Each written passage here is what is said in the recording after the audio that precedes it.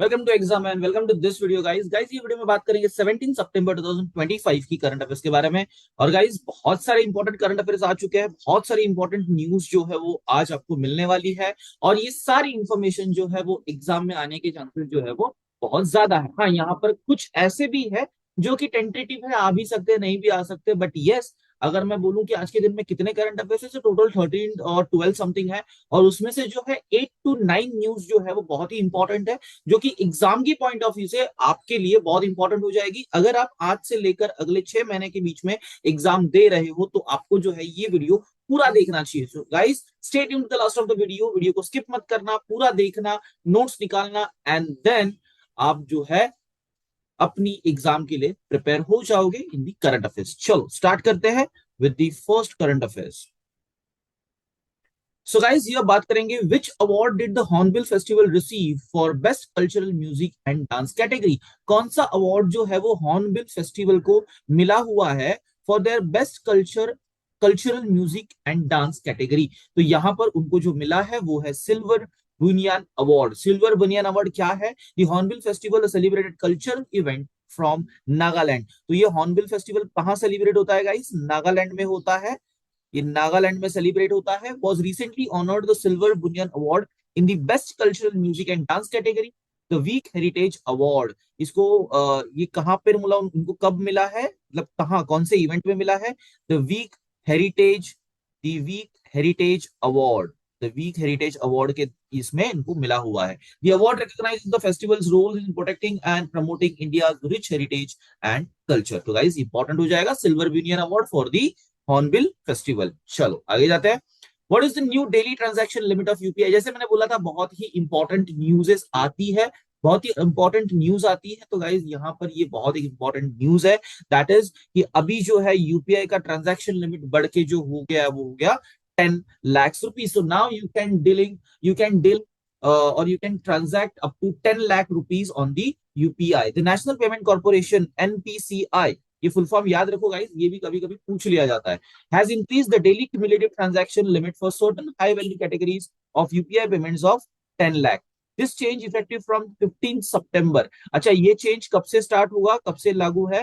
That is from 15 सितंबर, जो कि अभी ये स्टार्ट हो चुका है, right? Then applies to specific categories just insurance premiums and capital market investment. तो गाइस ये स्पेसिफिकली अगर बात करूं तो एक इकोनॉमिकल मूव है, जिसकी वजह से इकोनॉमी में ट्रांजैक्शन और लिक्विडिटी जो है बढ़नी चाहिए। सो इसी पॉइंट ऑफ व्यू से जो यहाँ पर इंश्योरेंस प्रीमियम और कैपिटल मार्केट के लिए, यहाँ पर इन्वेस्टमेंट के लिए, एक तरीके से इन्वेस्टमेंट अप्रोच बढ़ाने के लिए, लोगों को सेविंग करने के लिए, अप्रोच करने के लिए, और वो सेविंग स्मूथ हो, इसीलिए यूपीआई ने जो है यहाँ पर ये, मतलब यूपीआई बोलो या फिर आप बोल दो कि गवर्नमेंट ने अपने अप्रोच से जो है ये सारी चीजों को चेंज किया हुआ है, just because to increase those investment and savings from the citizen. चलो, where did PM Modi open 16th Armed Forces Conference? 16th Armed Forces Conference PM Modi साहब ने कहा ओपन की हुई है? So that is in Kolkata. ये कहां ओपन हुई है? कोलकाता में ओपन हुई है। Prime minister Narendra Modi inaugurated 16 combined commanders conference in Kolkata.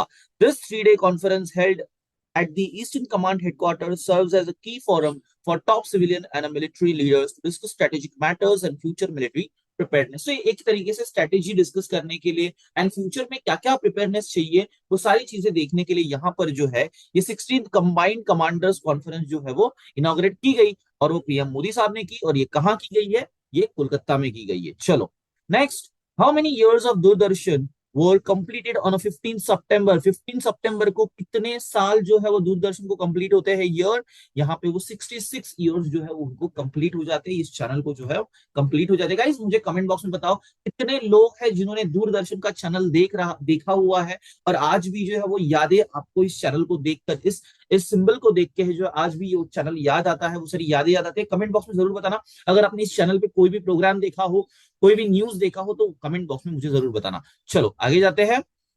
Who was named ICC player of the month for the August month के लिए ICC player of the month किसको चुना गया है? That person is Mohammed Siraj. Guys image में दिख ही रहा होगा, मोहम्मद सिराज जो पेसर बॉलर है, उनको जो है यहाँ पर ICC player of the month for August जो है वो मिला हुआ है। Next, in which city was India's largest sports complex open?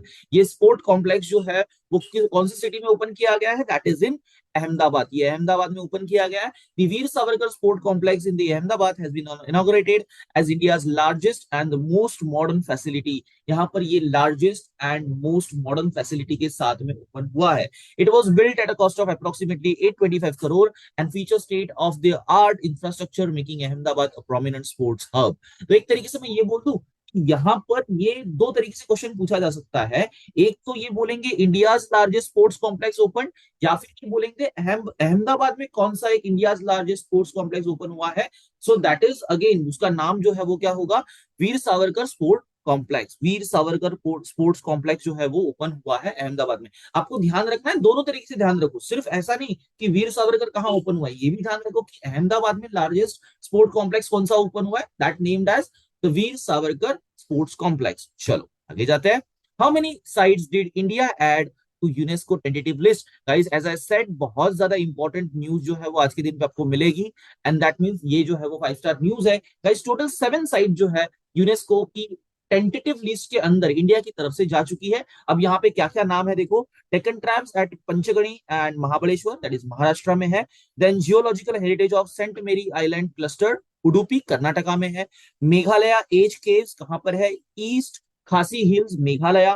Then Naga hill ophiolite ये कहां पर है, किफायर नागालैंड में है।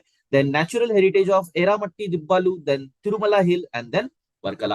गाइज यहाँ पर जो ये 7 लिस्टेड है, इनके बारे में थोड़ा आप जो है वो रिवीजन कर लेना, फिर से एक बार वीडियो देखोगे तो रीड कर लेना अच्छे से, जिससे कि आपको पता चल जाए कि यहाँ पर जो है ये सारी इंपॉर्टेंट साइट जो है वो टेंटेटिव लिस्ट ऑफ यूनेस्को के अंदर जा चुकी है इंडिया की तरफ से। India has recently added 7 new sites to यूनेस्को's tentative list of world heritage sites. This addition brings the total number of Indian sites on the list to 69। तो ऐसा भी क्वेश्चन पूछा जा सकता है कि after giving 7 UNESCO tentative list, how many total heritage sites of India now are on the list of UNESCO? So वो हो जाएगी टोटल। इन टोटल कितनी है, इन टोटल कितनी है, 60 है। न्यू लिस्ट में कितनी गई, 7 गई। ये याद रखो, ये कौन सी लिस्ट है, ये टेंटेटिव लिस्ट है। ये आपको याद आना चाहिए, ये आपको ध्यान रहना चाहिए। और ये दोनों भी, ये जो दोनों भी काउंटिंग है वो किसके लिए, इंडिया के लिए। ठीक है, चलो। Okay, so next 8 question, who is the new secretary to vice president of India, CP Radhakrishnan. Guys CP Radhakrishnan जो वाइस प्रेसिडेंट ऑफ इंडिया है, उनके लिए अभी जो न्यू सेक्रेटरी अपॉइंट हुए हैं वो कौन है, that person is Amit Khare. Amit Khare कौन थे, retired IAS officer Amit Khare has been appointed as a secretary to vice president. ये एक रिटायर्ड आर्मी ऑफिसर है और इनको जो है आईएएस ऑफिसर है, और इनको जो है यहाँ पर as a secretary to the vice president of India CP Radhakrishnan appoint किया गया हुआ है। चलो आगे जाते हैं। What medal did India's women's hockey team win in the Asia Cup? India's hockey team, India के हॉकी टीम ने, वुमेन्स हॉकी टीम ने एशिया कप में कौन सा मेडल जीता हुआ है। गाइस याद रखना, सिल्वर मेडल जीता हुआ है। कौन सा जीता हुआ है, सिल्वर मेडल जीता हुआ है। The Indian women's hockey team won the silver medal in Asia Cup 2025 after losing 1-4 to China in the final. Despite the loss, their performance secured them the second place finish in the tournament। तो मतलब यहाँ पे China ने जो है वो basically gold medal जीता होगा। चलो नेक्स्ट, आईएनएस निस्तार took part in which global naval exercise? कौन से ग्लोबल नेवल एक्सरसाइज में आईएनएस ने पार्ट लिया हुआ है, आईएनएस निस्तार ने पार्ट लिया हुआ है, and that exercise is Pacific Reach 2025। Pacific Reach 2025 में आईएनएस निस्तार ने जो है वो पार्टिसिपेट किया हुआ है। ये एक नेवल एक्सरसाइज है। The Indian naval ship INS Nistar participated in exercise Pacific Reach 2025, biennial multinational submarine rescue exercise hosted by Singapore. अच्छा, यहाँ पे और एक क्वेश्चन ऐड हो जाएगा। अभी देखो, अगर मैं बात करूं एक्सरसाइज पैसिफिक रीच 2025 की एक्सरसाइज के बारे में, तो ये ऑर्गेनाइज कौन कर रहा है, ये होस्ट कौन कर रहा है, ये सिंगापुर होस्ट कर रहा है। कौन होस्ट कर रहा है, सिंगापुर होस्ट कर रहा है। The ship which is India's latest indigenous build diving support vessel, India's latest indigenously build diving support vessel कौन सी है, दैट इज आईएनएस निस्तार। ये कौन सी वेसल है, ये एक ऐसी वेसल है जो इंडिजिनियसली इंडिया में बनाई गई है, and that is specifically for the diving support vessel.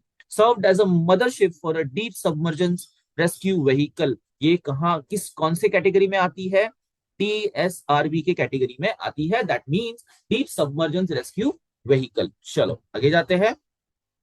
Which company is the latest sponsor of the Indian cricket team. और लेटेस्ट स्पॉन्सर कौन है इंडियन क्रिकेट टीम ले रहे?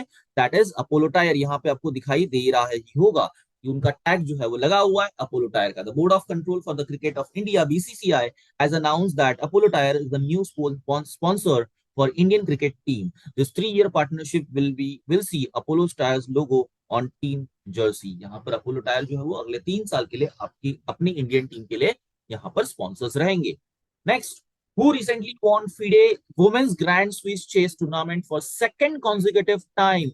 Guys, second time जो है यहाँ पर इन्होंने women's grand Swiss chess tournament जीता हुआ है, and that girl is nothing but Vaishali Ramesh Babu. Guys, आप मुझे बताओगे वैशाली रमेश बाबू जो है वो प्रज्ञानंदा जो फिडे चेस प्लेयर है और बहुत ही ग्रेट प्लेयर है, उनके साथ उनका रिलेशन क्या है, आप मुझे बताओगे ना। Grand master Vaishali Ramesh Babu has made history by winning FIDE Women's Grand Swiss Chase Tournament for second consecutive time. Her victory in 2025 edition held in Samarkand, Uzbekistan follows her win in the 2023 tournament. इसके पहले उन्होंने कब जीती थी? 2023 में जीती थी, और अब जो है 2025 में विन लिया हुआ है। तो गाइस, बाकी की इन्फॉर्मेशन आप रीड कर लो, जस्ट मैंने आपके इन्फॉर्मेशन के लिए यहाँ पर रखा हुआ है कि आप अच्छे से रीड करो, उन चीजों को नोट कर लो। चलो आगे देखते हैं। Now again one more important news about the winning, that is who recently won India's first ever gold in 1000 meter sprint at the speed skating world championship। Guys, ये फर्स्ट एवर विन है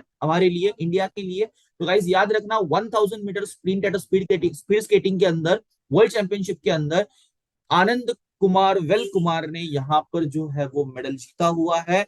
and Anand Kumar Velkumar has achieved a historical milestone for India by winning the country's first ever gold medal. यहाँ पे इन्होंने gold medal जीता हुआ है, and that is under what 1000 metre sprint के अंदर, स्प्रिंट स्केटिंग जो होती है उसके अंदर इन्होंने जो है ये जीता हुआ है। तो गाइस आपको ये याद रखना होगा, बहुत इंपॉर्टेंट है। ये दोनों भी न्यूज जो लास्ट में हम लोगों ने देखी ना, ये एग्जाम के पॉइंट ऑफ व्यू से आपके बहुत इंपॉर्टेंट बन जाती है, तो आपको इनको ध्यान रखना होगा, नोट कर लेना गाइस। अगर आपने वीडियो पूरा देखा है, अगर वीडियो में से आपको बहुत सारी इंफॉर्मेशन मिली है, तो गाइस सिंपली कुछ नहीं करना है, वीडियो को लाइक कर देना है, शेयर कर देना है, कमेंट करो जो भी आपको एडवाइस देना है। अगर आपको कोई डाउट है, कोई क्वेश्चन है, कुछ भी अगर आपको समझना है, बोलना है, तो आप कमेंट कर सकते हो।